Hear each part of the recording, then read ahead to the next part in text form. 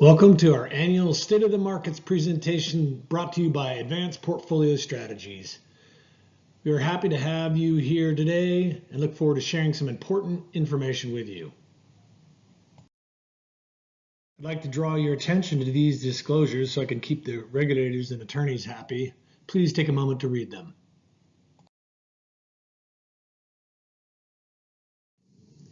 The financial world is incredibly complex, and these days we're all bombarded with dramatic headlines and contrasting opinions. So our goal today is to educate you about some of the factors we and expert financial analysts are watching. Of course, it would be impossible for us to cover everything, but we will try to touch on the most relevant factors.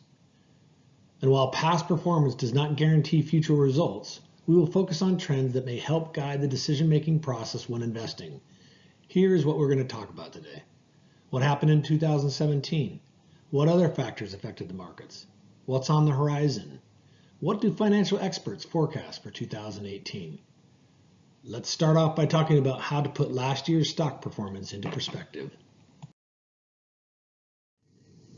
In 2017, markets soared to new highs on solid economic expansion. The S&P 500, Dow, and NASDAQ all repeatedly broke new records. And with the record low volatility, the bull market just kept charging. President Trump's inauguration in January further encouraged the already growing markets. The solid market performances also helped push the Federal Reserve to raise interest rates 3 times throughout the year. During the summer, some investors expressed concern over key events, Hurricane Harvey and Irma, and rising tensions between the U.S. and North Korea. A focus on market fundamentals became crucial. Keeping this perspective helped investors to capitalize on the economy's upward momentum. In December, the House and Senate reached an agreement on a tax reform bill that supporters claim will help businesses and boost the gross domestic product, or GDP. On December 22nd, President Trump signed the bill into law. Finally, despite posting losses in the year's last trading week, all major domestic indexes still ended 2017 far higher than where they began. At the end of 2016, well-known analysts gave their predictions for the S&P 500's performance in 2017. They all predicted that the index would grow, but even the most optimistic target was still more than 200 points below the actual results. Ultimately, the S&P 500 went far beyond expectations to close the year with a 19.4% gain. And the S&P 500 wasn't the only domestic index that performed well. The Dow increased by 25.1%. and the NASDAQ was up 28.2%. So, we've seen that 2017 brought significant growth to markets, but let's dig deeper into some of the factors that contributed to the performance last year. We'll be looking at the labor market, housing, consumer spending, corporate growth, and inflation.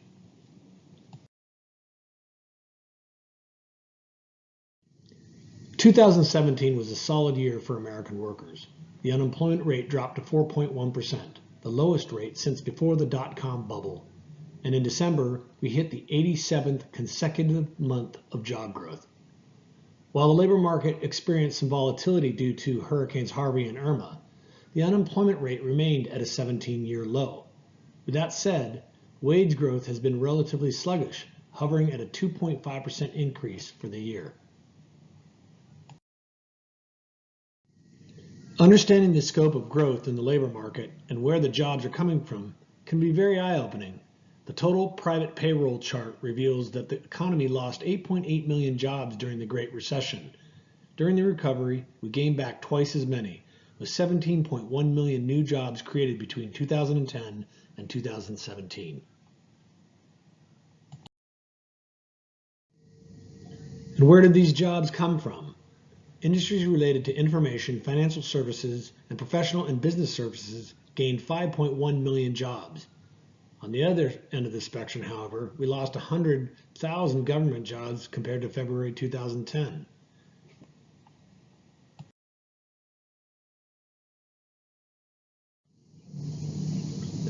(2017) gave us a lot of positive insight when it came to home sales. The last data available in 2017 comes from November, and it indicates that the industry is performing very well. In November, both new and existing home sales were the highest they'd been in at least a decade.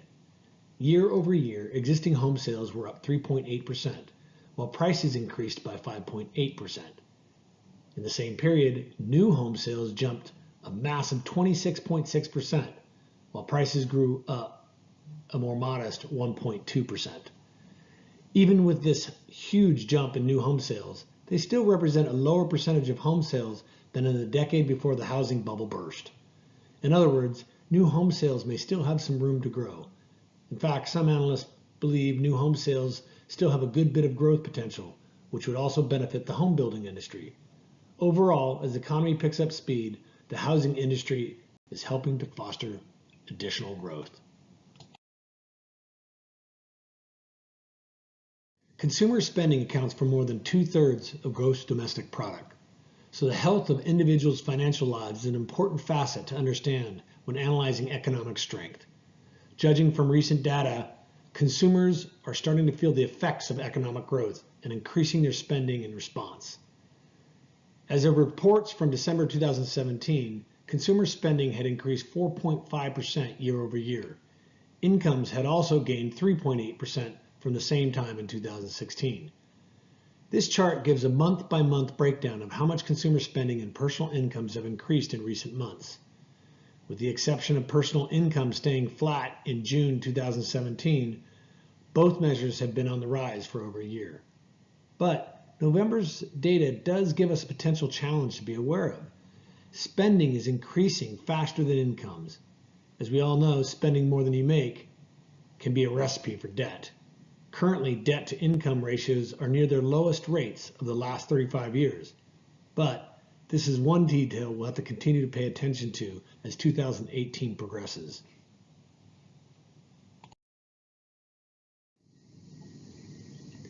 In 2017, businesses continued the growth we've seen over the past several quarters. During the third quarter earnings season, which is the last quarter for which we have data, 72.8% of the companies in the S&P 500 beat their expected earnings, and 68.1% beat their revenue expectations as well. Overall, analysts anticipate these earnings will be 8.4% higher than the same time last year. And while data for the final quarter of 2017 isn't available yet, the estimated earnings growth is even higher at between 10.6% and 11.6%. If we look at this chart, you can see that the corporate earnings have grown since the third quarter of 2016. Analysts at Thomson Reuters expect them to keep rising at least through the second quarter of 2019.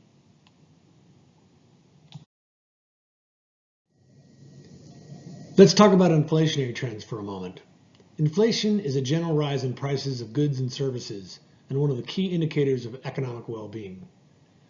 Though the relationship between inflation and the stock market is complex, generally speaking, stable, modest inflation is better for equities than high or volatile inflation. If you take a look at the box in the middle of the chart, you'll see several acronyms. CPI stands for Consumer Price Index, and the headline CPI is the most popular measure of inflation. The federal government puts out this data and tracks price trends in a large number of goods bought and sold in the United States. The core CPI below it strips out volatile food and fuel prices to focus on long-term inflation trends. You can see that the brown CPI line jumps around much more than the yellow core CPI line. That's because food and energy prices tend to be very volatile in the short run. Though the past doesn't always reflect the future, historically, a sudden run-up in prices has often presaged or accompanied a recession. Note the huge inflationary spikes during the 1970s oil crisis and the 1980s recession. At 2.2%, the headline CPI as of November 2017 was well below the 50-year average. In addition, the core PCE deflator, which the Federal Reserve uses as its primary inflation measure, was less than half its 50-year average. At 1.5%, the core PCE deflator is also below the Fed's 2% benchmark. The Fed has a mandate to foster maximum employment and price stability. They believe a 2% rate cap can help support accurate financial forecasting decisions while preventing harmful deflation.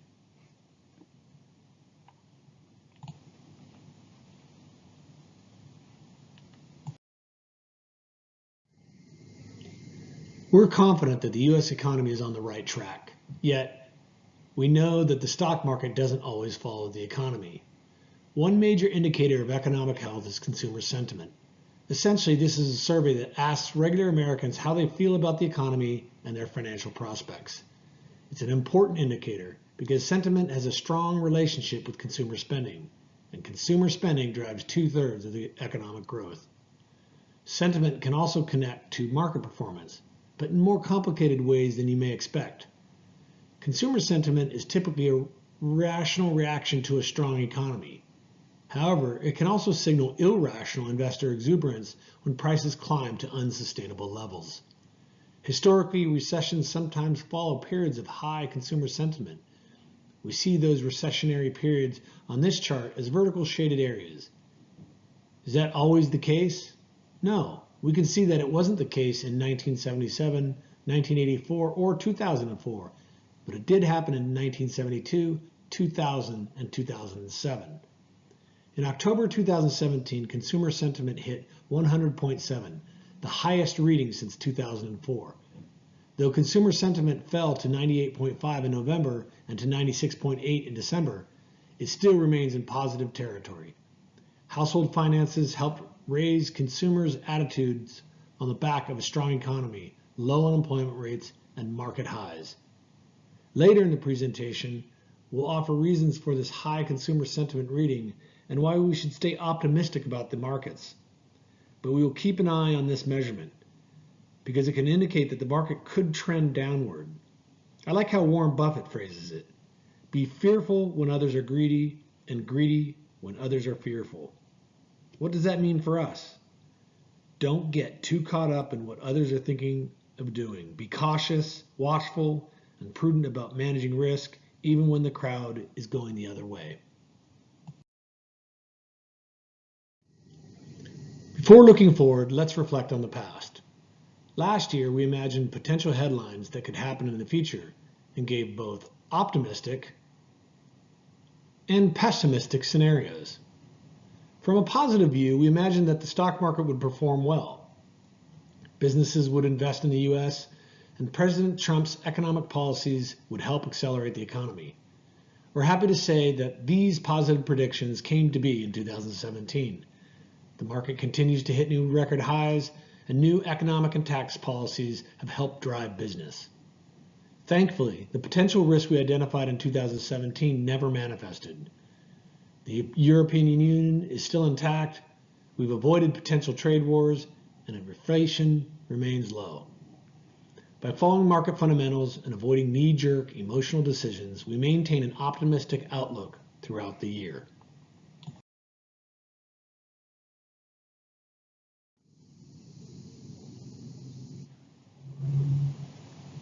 So, we've looked at some of the factors affecting market performance in 2017. Now let's examine the headwinds and tailwinds that could affect the speed and trajectory of the economic growth in the near future.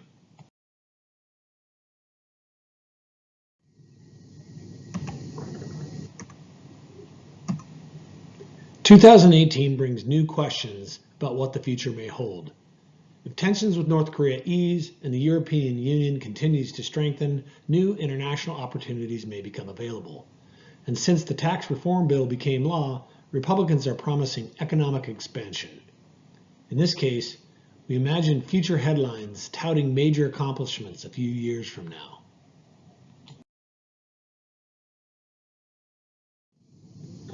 On the other hand, we could have a different picture 5 years from now. If some of the potential risks and headwinds catch hold of our economy, the outlook become more concerning. Trump indicted for obstruction of justice. America goes to war with North Korea.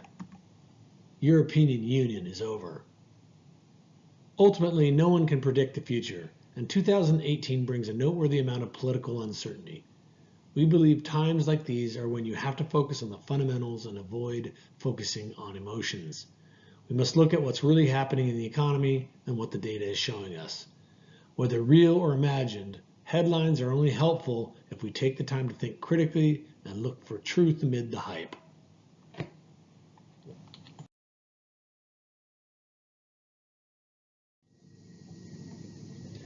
So, if recession often triggers bear markets, do we have to worry about a recession this year? Let's look at a group of indicators that can help ground our predictions in data. This slide takes us back to late 2008. Here we see a group of 20 indicators. These indicators help forecast pressures on the economy and financial markets in the next 3 to 6 months. Green is a positive for the economy. We could call that a tailwind pushing economic growth along. Yellow is a caution, and red is a headwind that acts as a brake on economic growth. Let's look at where we were in December 2008. Here we see lots of red on the board. The economy is in serious trouble. The housing market is deep in the red. Volatility is high. The global economic outlook is negative, and business spending is dropping. Now let's look at where we were in January 2017. You see a lot more green on this board. The U.S. economic outlook is good. Consumer confidence is high. Corporate profits are growing. And we see many more positive signs. Overall, 16 out of 20 leading financial indicators reported positive or strengthening numbers. There's no red on the screen.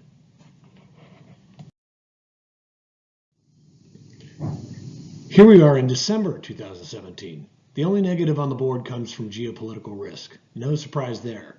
Our testy relationship with North Korea and the Russian collusion investigation have helped keep that particular speedometer in the red. But just as in January 2017, 17 of the 20 speedometers on the screen are green. These reflect our economy's strength and give a positive outlook. Throughout the year, corporate profits rose. The global economic outlook improved, and U.S. economic outlook remains strong. The yellow gauges are areas where analysts have some concerns, and we will continue to watch for developments, especially over the next 3 to 6 months. Though there's still room for improvement in 2018, our economy reflects strength and potential, especially when compared to 2008.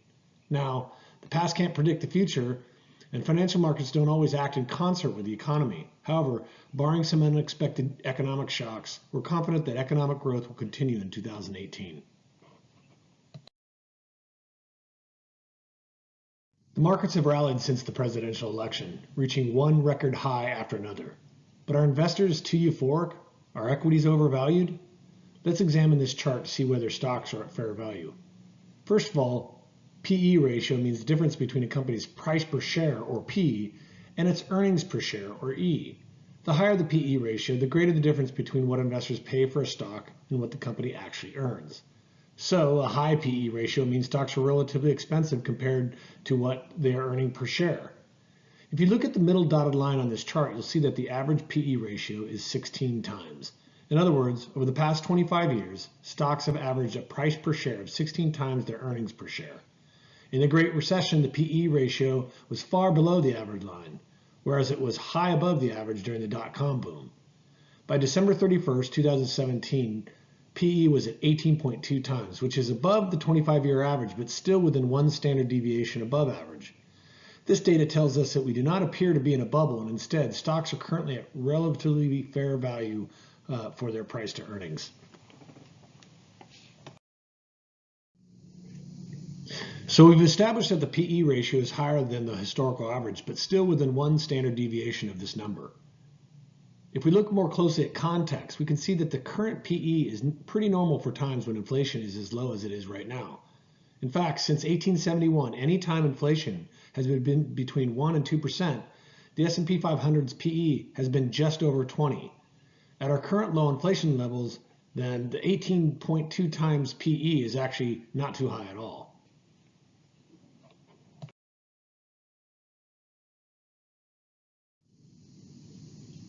Now that we've discussed 2017 performance and what economic factors may come into play in the year ahead, let's get down to the details that I'm sure you're all interested to hear about.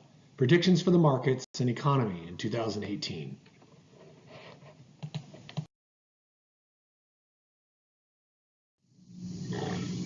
As we discussed earlier in the presentation, inflation is below its 50-year average. But what will happen in 2018? Let's take a look at the numbers here. This data shows that the Consumer Price Index, or CPI, and reveals that prices are on the rise. Between December 2016 and December 2017, the CPI increased by 2.1%, which is above the Fed's target rate of 2%. When you look at the less volatile core CPI, which doesn't include food and energy, it increased by 1.8% in the same period. The CPIU is the CPI value for urban consumers, which excludes rural populations.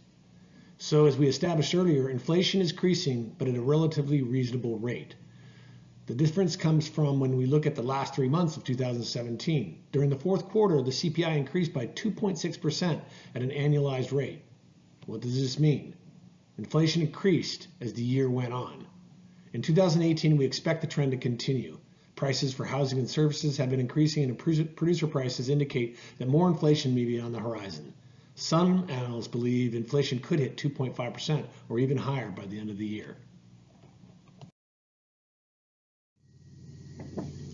In December, the Federal Reserve raised interest rates for the third time in 2017. Currently, their target interest rate is between 1.25% and 1.5%. The Fed currently predicts that if monetary policy changes occur gradually, then economic activity will expand at a moderate pace and labor market conditions will remain strong. The Fed also said they plan to increase rates 3 times in 2018. Ultimately, rising interest rates are a sign that the economy is doing well. But what happens when interest rates rise? Let's check this chart. The yellow dotted line represents 5% yield on a 10-year Treasury note. Now, look at where the brown diamonds are. They're mostly clustered in the upper left and bottom middle. This arrangement shows us that when rates are below 5%, equities tend to grow with rate increases. But when rates are above 5%, equities tend to decrease in response to rate increases. In other words, history shows us that we may be able to expect the markets to rise as rates increase, as long as those rates stay below 5%.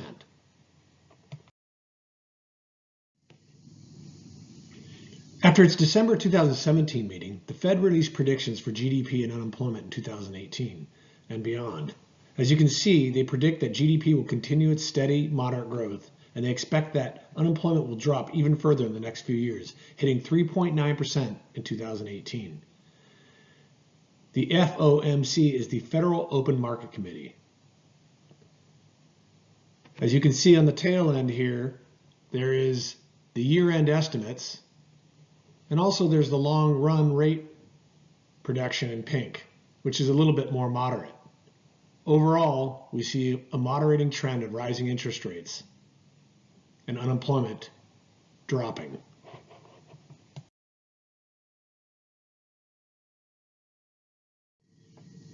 As of November 2017, the unemployment rate was 4.1%, which is the lowest level since 2000. With unemployment low, wages typically rise in response. In this chart, the brown line is unemployment and the yellow line is wage growth. The two measures usually inversely relate. So when unemployment goes down, people can generally expect to earn more from their work.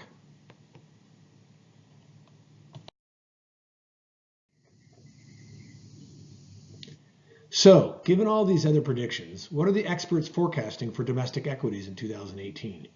Each year, various media outlets compile the S&P 500 price targets of Wall Street's top analysts. Let's take a look at what they have to say about the S&P 500 this year. Now, these targets aren't ours. They are what the experts are predicting. As you can see, their 2018 estimates cover a 750-point range, from 2,350 to 3,100, proof that even experts often have differing opinions. But while they gave a range of results, one trend is consistent. All but one strategist are predicting that the S&P 500 will continue to rise in 2018. In fact, just days before the year started, a number of strategists increased their estimates for 2018 growth. Tobias Levkovich from Citigroup, who's listed here, is among them. Of the strategists we've included here, their average estimate of 2,863 would equate to 7.1% growth. These are strong returns, even if they are less than half of the 19.4% growth the S&P achieved in 2017. Of course, as we stated earlier in the presentation, we are not trying to foretell the future. No one knows for sure what equities will do in 2018, and predictions at this stage are pretty foggy. However, these analysts' perspectives show that, for the most part, optimism continues on Wall Street. We've gone over a lot today. But if you take away just one detail from our presentation, remember this: emotions have no place in investing. Over the past 9 years, we've weathered so many storms, from the Great Recession to global pandemics to terrorism and beyond. And after all of these tests and volatility, the market continues to grow and create new opportunities. Let's reference this chart of stock performance since 1980. The average year has a 13.8% difference between its peak and low prices. But if you look at 2017, you'll see that we experienced hardly any variation at all. While the S&P 500 gained over 19% for the year, it only had a 3% intra-year decline. For 13 months, equities have not experienced a pullback over 3%, which is the largest streak of this kind in history. When volatility is low, it can be easy to forget what fluctuating prices feel like. But we want you to remember that larger intra-year declines are normal. An average 13.8% drop can feel unsettling in the moment. Even with these intra-year drops, however, the market has been positive in 29 out of the last 38 years. We expect 2018 to bring continued growth in the economy, but volatility may also increase. So if you ever feel concerned or want to understand what's happening, lean on us for support. We're here for you, and we want to help you make the most of your financial life.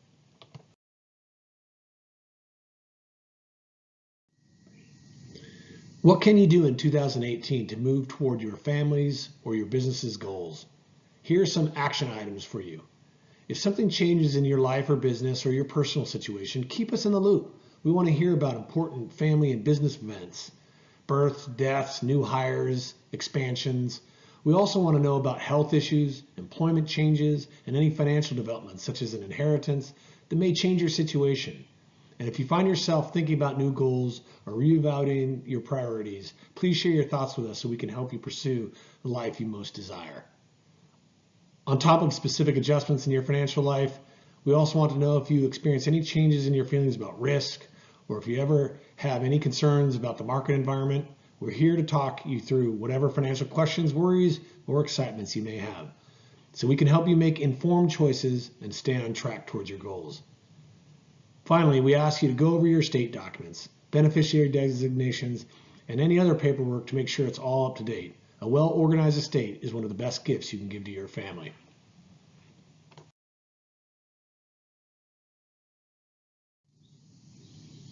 Throughout 2018, we will focus on delivering the following action steps for you.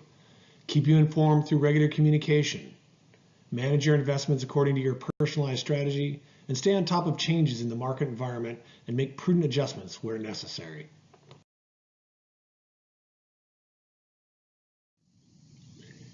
Thanks so much for your time today. As you can tell, we're passionate about helping you understand the markets and find facts amidst the hype.